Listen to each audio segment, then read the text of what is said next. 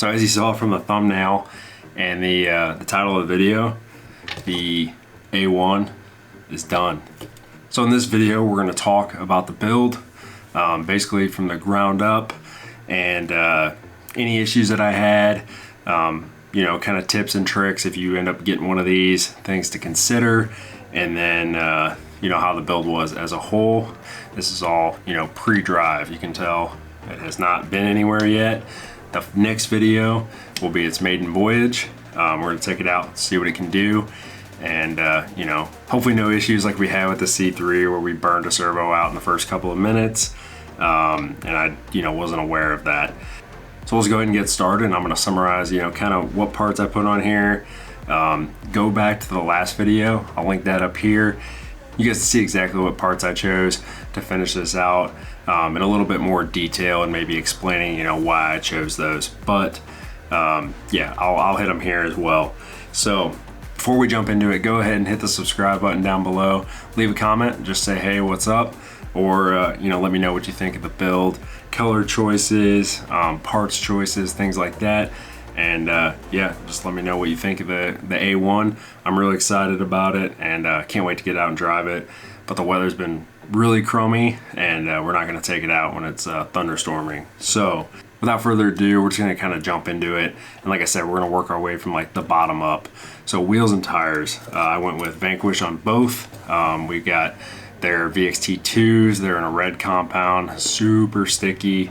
They're about 5 inches when they're mounted up, but they are labeled on the sidewall and advertised as a 4.75 tire. So you still get your class 2 legal, you get a little bit extra height, a little bit more, little bit of an advantage there.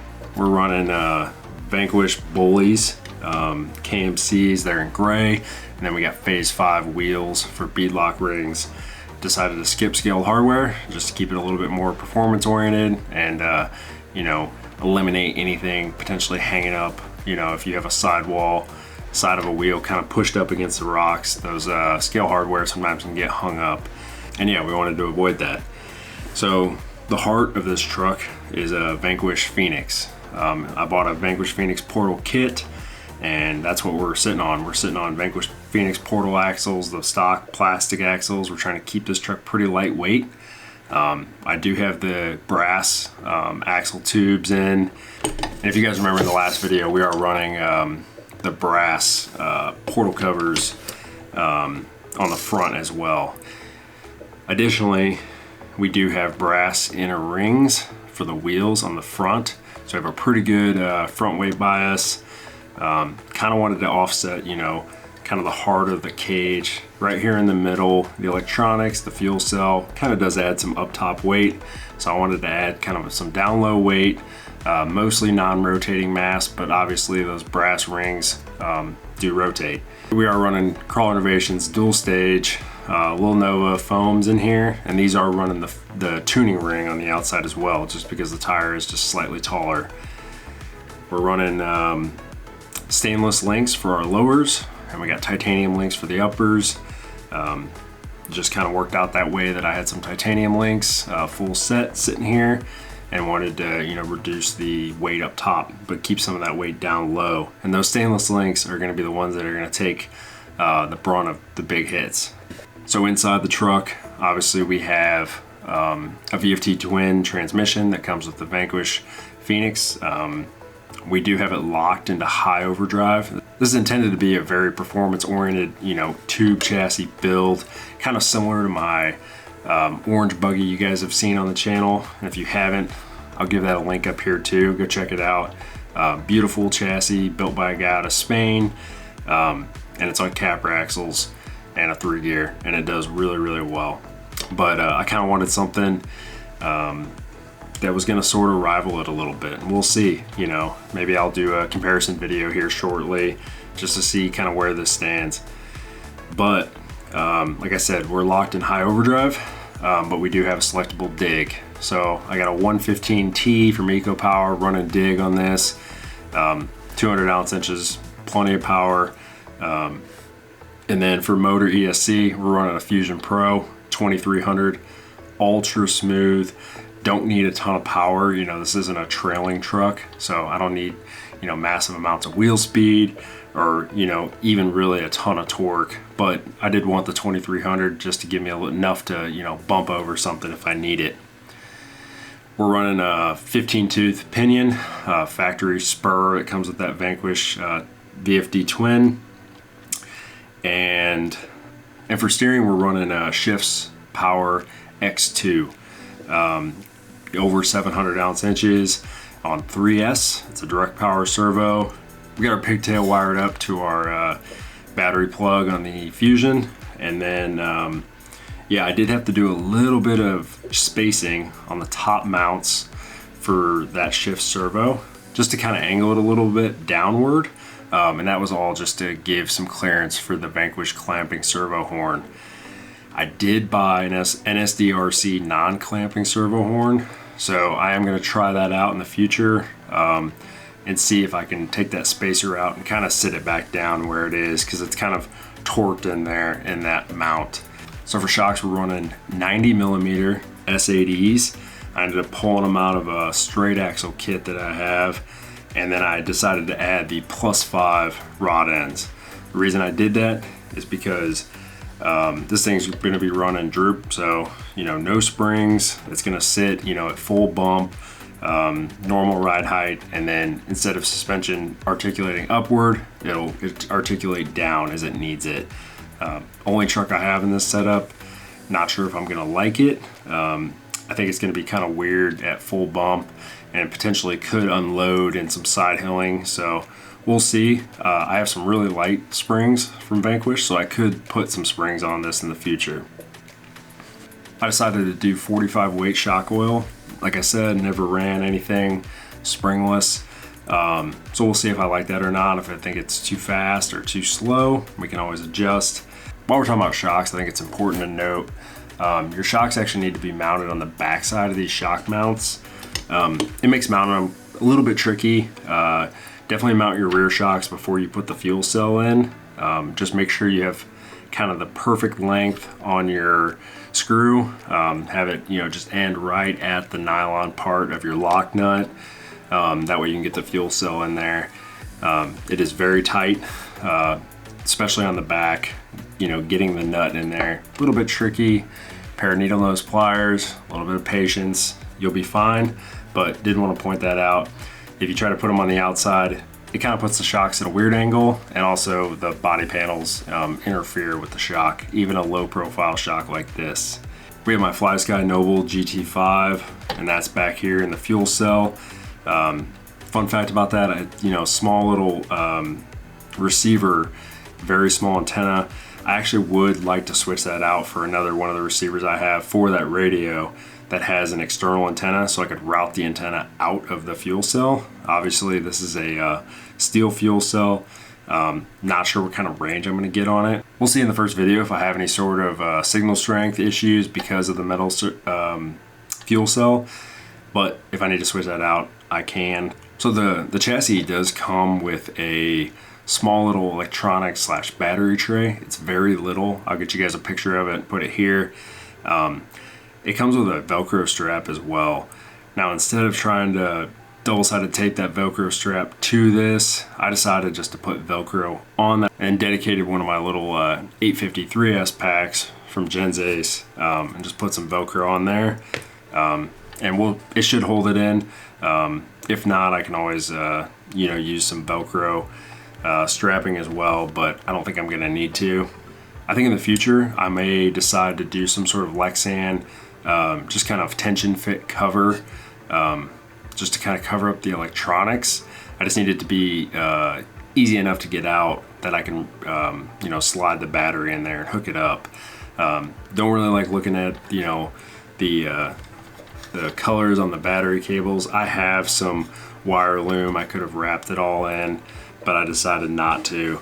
Overall, the build was really good. If you're gonna do a build like this, I do recommend you get yourself some hardware. Get a hardware kit from K&K. I highly recommend their monster bag.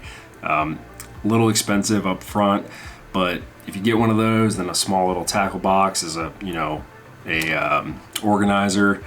Spend some time, separate them all, and then you know, label that box. It'll make future builds a lot easier, and that came in clutch here.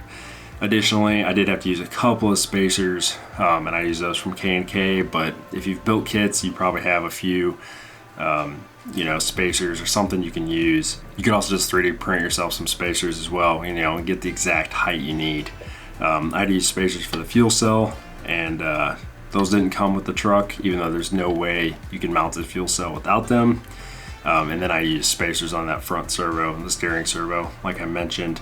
A couple of notes, you know, things I would like to see better, or just things to look out for, you know, when you're building this. So the first one, obviously the servo. Getting the servo in there is a little bit tricky. It's more of a finesse thing than a force thing. Take your time. Realize you're probably gonna scratch your servo up. To me, not the end of the world, right? It's a steering servo for an RC car. Not a huge deal.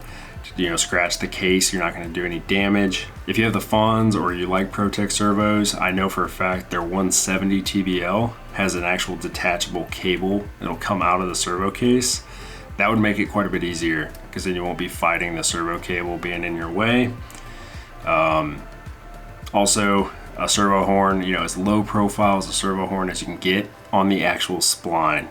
You know, how far out it comes from the spline isn't as big of a deal, but these clamping servo horns do have a little bit more mass around. That way they can actually clamp down on that spline.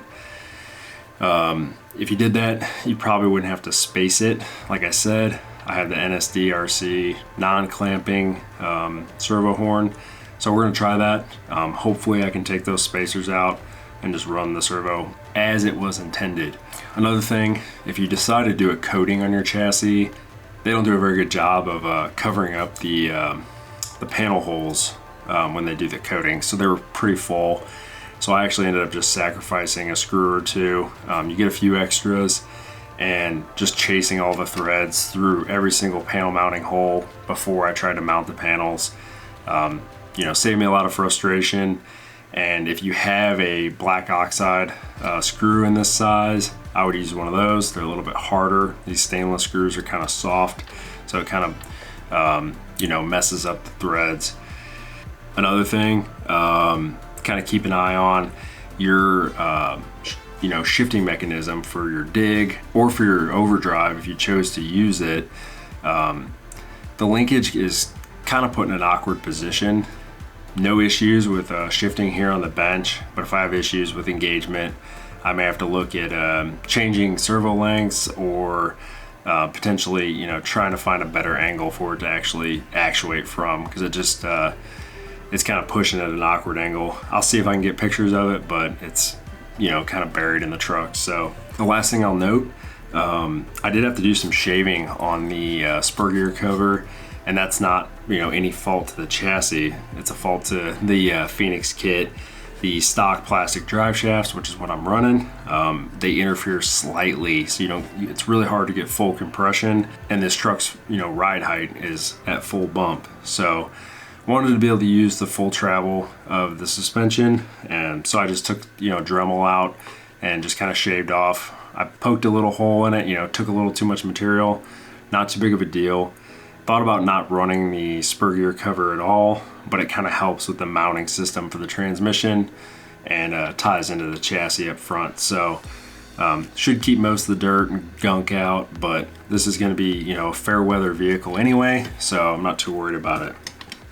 All right, so kind of wrap up my thoughts on it. So if you're looking for a tube chassis and you want it to be a performer, I think this is a great option. There's not many options that you can just go online, order. There's a, you know, kind of some extra steps with this. It's not add to cart and it gets shipped the next day. They are built to order. Now they are kind of customizable though, so you can either do, you know, steel tube or steel rod, or you can do titanium. You do save about a half a pound with titanium, which I think is not insignificant when you're talking about, you know, a very low slung, kind of low center of gravity, you know, minded build. That's why I'm running plastic axles, things like that. So to me, the half pound was worth the money. but it is a pretty significant upcharge. Additionally, aside from performance, you know, compared to like the C3, he's got a couple of other chassis too.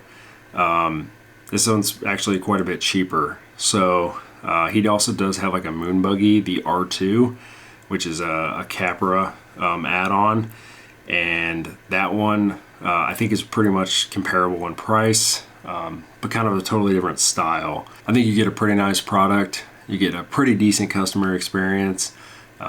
Just stay on him. If you haven't heard for a while, shoot him a Facebook message or send him an email, you know, kind of try to get a status update. He's been very busy. His, you know, he's almost tripled his production so far this year as compared to last year.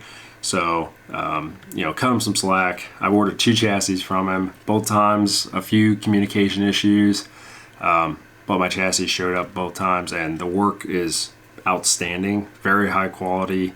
I know he's owned up to some problems too. Some people have sheared off or broken off some shock mounts, things like that. And he says, send it back, we'll fix it. I mentioned in the first video that I paid for this, you know, this truck, everything on it with my own money. So, you know, this is my own opinion. It's not perfect. Like I said, the servo mounting is pretty frustrating, honestly. It's nothing you can't overcome. It's something I, you know, wasn't able to overcome, but getting the servo in there is a little bit tricky, a little finicky, and the way you kind of have to cock it just to get a Vanquish servo horn on there.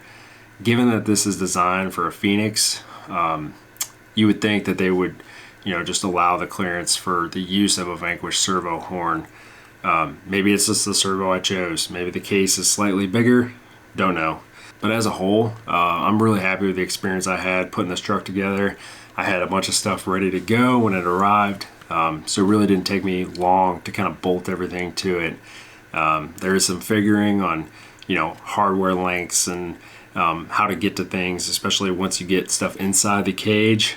You know, it can be a little bit tricky working inside of a tubed truck. Sometimes, you know, not the easiest. I recommend having some ball end drivers as well, because it's almost inevitable that you'll get, you know, need to mount a screw, and where you're going to put your driver, there's another bar or a crossbar or something's going to be in your way. So the ball end driver tips, very, very useful when it comes to a truck like this. But I'm really excited to get it out and run it. I kind of keep looking over here at it, staring at it, and yeah, I think it turned out really good.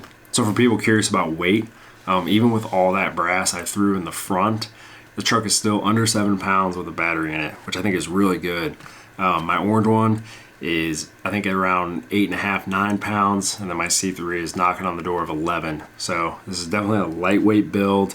You know, I hope that it performs as well as I think it will. I think it's going to be pretty comparable to a Capra with no 4-wheel steer. But the only thing I'm not sure about is the width of the axles. Any Capra, you know, is going to have wider axles than these F10s from Vanquish, but I think it's going to do well, and I'm really excited to drive it. So if you guys haven't hit the subscribe button yet, go ahead and hit it. Leave a comment. Let me know what you think of the build. Let me know what you think of the truck. If you have any questions about RC Speedy stuff, obviously reach out to him, or you can ask me. I'll do my best to answer, especially if it's about a C3 or the A1. In terms of aftermarket parts, I don't think there's anything cooler you can do than putting a, you know, real metal cage on your truck. Sure, it might hinder your performance a little bit, but the wow factor, the cool factor, definitely, you know, kind of spices things up, and, you know, will make you appreciate a build maybe you already have even more. But I hope you enjoyed the video. That's going to wrap it up. On the next one, we're going to get it out. We're going to run it. We're going to go to my favorite spot at the lake, do some crawling with it, hit some rocks, and hopefully don't have any issues. But I will see you guys next time. Thanks.